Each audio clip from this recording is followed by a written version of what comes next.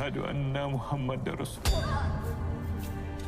तो मूवी की शुरुआत सलीम से होती है। वो अपने दोस्त की बेटी के फ्यूनरल पे आया था। उसके बच्चे भी उसके साथ आए हुए थे। सलीम की छोटी बेटी टीएस कहती है क्या वो अभी भी हेवन में होगी, तो उसका भाई कहता है नहीं, वो अभी हेल में होगी, यानी कि नर्क में, और उसे वहाँ सजा मिल रही होगी क्योंकि उसने खुदकुशी की थी। और तभी टीएस को आवाज सुनाई देती है, कोई मदद मांग रहा था, इसलिए वो चलते हुए एक रूम में पहुंच जाती है। वहाँ उसी लड़की को बांध के रखा हुआ था जो मर चुकी थी। वो बहुत डरावनी लग रही थी। ये देखकर टीएस वहाँ से भागते हुए आ जाती है। वो तुरंत वहाँ मौजूद सभी लोगों से कहती है कि मैंने इस लड़की को देखा, उसे नर्क में टॉर्चर किया जा रहा है, लेकिन वो बच्ची थी इसलिए उस पर कोई ध्यान नहीं देता। इस मूवी में हम यही देखने वाले हैं कि अगर आप अपनी जिंदगी में गलत काम करोगे तो आपको सीधा हेल में जाना होगा और आपको आपकी गलतियों की सजा मिलेगी। और यही सब बातें सलीम अपने बच्चों को सिखा रहा था कि कभी कोई गलत काम मत करना, नहीं तो तुम्हें भी हेल में जाना पड़ेगा। इसके बाद चारों भाई बहन बड़े हो जाते हैं। कहानी में 10 साल गुजर चुके थे और सलीम अपनी दूसरी बेटी अजीजा को नहाते हुए गाना गाने से मना करता है। मतलब गाना गाना भी उनके धर्म के खिलाफ था। हम टीएस को भी देखते हैं। वो अपनी मोम के पास आकर अपना टेस्ट पेपर दिखाती है। वो फेल हो चुकी थी और ये बात अगर सलीम को पता चली तो वो उस पर बहुत गुस्सा करेगा। वहाँ उसका भाई फजाज भी आता है। वो अपनी मोम से कहता है कि आज रात में अपने दोस्त के घर जाने वाला हूँ पढ़ाई करने के लिए, लेकिन वो तो झूठ बोल रहा था। उसे अपनी गर्लफ्रेंड से मिलने जाना था। वहाँ सैले भी आता है, टीएस का बड़ा भाई। वो दूसरे शहर में रहकर पढ़ाई करता था और कुछ दिन के लिए अपने घर आया है। वो सभी लोग उससे मिलकर खुश थे और तो उसने सभी के लिए गिफ्ट्स लाए थे, लेकिन अजीजा को गिफ्ट में कुछ और चाहिए था, इसलिए वो नाराज होकर वहाँ से चली जाती है। तभी टीएस के टेस्ट पेपर पर सलीम की नजर पड़ जाती है। वो उसी रात टीएस को बहुत पनिश करता है। उसके हाथ पूरे लाल हो चुके थे। वो कहता है तुमने मुझसे ये बात क्यों छुपाई, तुम झूठ बोलना सीख गई हो। और फिर किसी का कॉल आता है और सलीम फोन उठाने चला जाता है। उसे पता चलता है कि अजीजा की दोस्त ने खुदकुशी कर ली है। इसके बाद हम सालेह को देखते हैं। वो अजीजा से कहता है तुम्हें अपना गिफ्ट ले लेना चाहिए था, लेकिन उसे तो वो बिल्कुल अच्छा नहीं लगता। तभी वो एक गाने की सीडी देता है क्योंकि अजीजा को सिंगिंग करना बहुत पसंद था और वो बहुत खुश होती है। और तो उसने सिंगिंग के लिए एडमिशन भी दिया था और आज रात को ही उसे लाइव सिंगिंग करनी थी। लेकिन वो लोग ये भी जानते थे कि उसके पापा उसे ये नहीं करने देंगे, लेकिन अजीजा को परफॉर्मेंस भी करना था, इसीलिए साले उसे वहाँ ले जाने वाला था। तभी यहाँ टीएस भी आती है और कहती है कि तुम्हारी क्लासमेट ने ऐसा क्यों किया, मतलब तुम तो जानती होगी ना उसके बारे में। बट अजीजा उसे कुछ भी नहीं बताती। वो कहती है मैं नहीं जानती इन सब चीजों के बारे में। वो लोग भी बातें कर ही रहे थे कि तभी सलीम उन सभी से कहता है कि हम लोग फ्यूनरल पे जा रहे हैं, तो तुम सभी भाई बहन एक दूसरे का ध्यान रखना और कहीं बाहर मत निकलना, वैसे भी मौसम खराब है। और वो लोग चले जाते हैं। सालेह के पास अच्छा मौका था अजीजा को ले जाने का और वो सभी से कहता है कि हम सभी अजीजा का शो देखने जाएंगे। लेकिन तभी टीएस कहती है कि अजीजा की दोस्त मर चुकी है और हम कैसे जा सकते हैं। पर अजीजा कहती है कि वो अब अपनी लाइफ खुद के तरीके से भी नहीं जी सकती क्या। तभी सालेह कहता है कि हम जाएंगे और तुरंत वापस आ जाएंगे और मॉम डैड को भी कुछ पता नहीं चलेगा। काफी मनाने के बाद टीएस मान जाती है। इसके बाद सभी रेडी होने चले जाते हैं और सालेह अजहर के पास आता है। उसे पता चल जाता है कि सालेह गैम्बलिंग करता है और उसे जुए खेलने की आदत लग चुकी है, पर अजहर उसे कुछ भी नहीं कहता। और फिर वो सभी भाई बहन निकल जाते हैं। बाहर का मौसम बहुत खराब था, लेकिन सालेह उनके साथ था इसलिए उन्हें डर नहीं लग रहा था। तभी उन्हें रास्ते में एक बूढ़ा आदमी मिलता है। वो कहता है कि तुम सब कहाँ जा रहे हो, उस रास्ते से मत जाओ, नदी में पानी छोड़ दिया गया है, ये खतरनाक हो सकता है। लेकिन वो उस बूढ़े आदमी की बात नहीं मानते और वहाँ से आगे निकल जाते हैं। अब तो टीएस को भी लग रहा था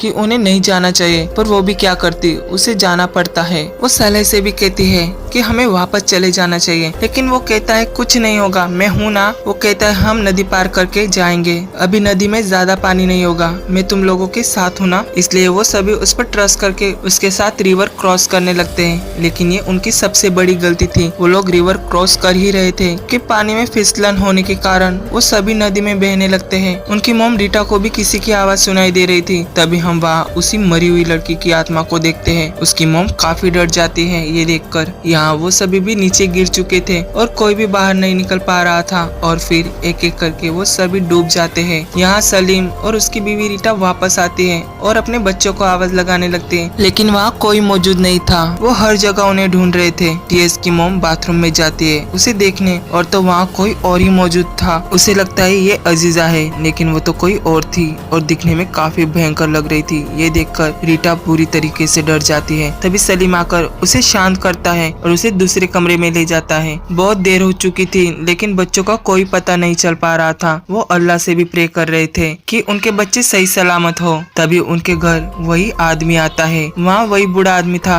जो उन्हें रोकने की कोशिश कर रहा था। वो बताता है कि आपके बच्चे नदी क्रॉस कर रहे थे और कुछ लोगों ने उन्हें गिरते हुए देखा था, और तो उन्हें ये बैग भी मिला था जो कि सले का था। टीएस की मॉम रीटा काफी टूट जाती है। काश उनके बच्चे सही सलामत हो। इसके बाद नेक्स्ट डे वो लोग उन्हें ढूंढने निकल पड़ते हैं। वो नदी में हर जगह उन्हें तलाश रहे थे, लेकिन कहीं कोई नहीं मिलता। ऐसे ही पूरा दिन बीत जाता है और फिर उन्हें सले की लाश मिलती है। वो मर चुका था। लेकिन इसके बाद हम सले को एक बहुत ही अजीब जगह पर देखते हैं, यानी कि नर्क में। वो अपने भाई और बहन को बुला रहा था, लेकिन वहाँ तो सब कुछ डरावना लग रहा था। वहाँ लोगों को बड़ी बेरहमी से बांध कर रखा हुआ था। ये देखकर वो काफी डर जाता है और फिर वहाँ का नजारा देखने के बाद वो दंग रह जाता है। वहाँ लोगों को काफी बुरी तरीके से सजा दी जा रही थी। वहाँ के लोगों की जबान काटी जा रही थी और काफी खतरनाक तरीके से उन्हें मारा जा रहा था। वहाँ के शैतान सले के साथ भी यही करते हैं, उसकी भी जबान काट लेते हैं। और फिर हम पास्ट में देखते हैं जहाँ रीटा सले से कहती है कि तुम नमाज पढ़ लो, लेकिन वो मना करता है। वो कहता है मैं बाद में कर लूंगा, आप परेशान मत करो। मतलब वो झूठ बोल रहा था और इसी वजह से उसकी जबान को बार बार काट कर उसे हेल में सजा दी जा रही थी।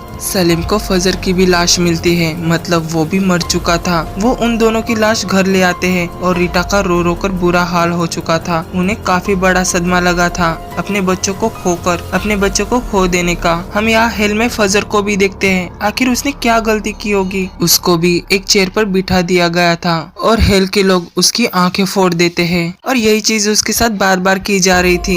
हमें पता चलता है कि फजर को गंदी चीजें देखने में काफी इंटरेस्ट था और उसे इन कामों में सले उसकी मदद करता था, इसलिए सले को भी सजा मिल रही थी। इस मूवी का यही मतलब था कि आप लोग जो कुछ भी गलत काम या गलत चीजें करोगे तो उसकी सजा तुम्हें हेल में जरूर मिलेगी। सो गाइस, कुछ गलत करने से पहले इस मूवी को एक बार जरूर याद कर लेना। हम देखते काफी बारिश होने की वजह से उन दोनों को नहीं दफनाया जाता, इसलिए वो लोग सुबह होने का इंतजार कर रहे थे, लेकिन उन्हें देखकर रीटा बार बार अपना होश खो रही थी। यहाँ हेल में हेल के शैतान फजर को ऊपर से नीचे गिराकर मार देते हैं, लेकिन मरने के बाद भी वो फिर से जिंदा हो जाता है और फिर से उसे फेंक दिया जाता है। काश उन्होंने सभी चीजों का ध्यान दिया होता तो आज हेल में उनके साथ ये ना होता। वो लोग सेले को गर्म लावा में फेंक देते हैं, जिसकी वजह से सेले पूरी तरह से गल जाता है, लेकिन बाहर आने के बाद वो फिर से ठीक ठाक हो जाता है। Power of hell. उसके साथ काफी बुरा सलूक किया जाता है। सलीम अपने बच्चों की ये हालत देखकर काफी दुखी था और वो उनसे अपनी गलती के लिए माफी भी मांगना चाहता था। तभी वहाँ और लोग आते हैं और उन्हें एक और बच्चा मिलता है। वो टीएस थी और थैंकफुली वो जिंदा थी। उसे हॉस्पिटल में एडमिट किया गया था।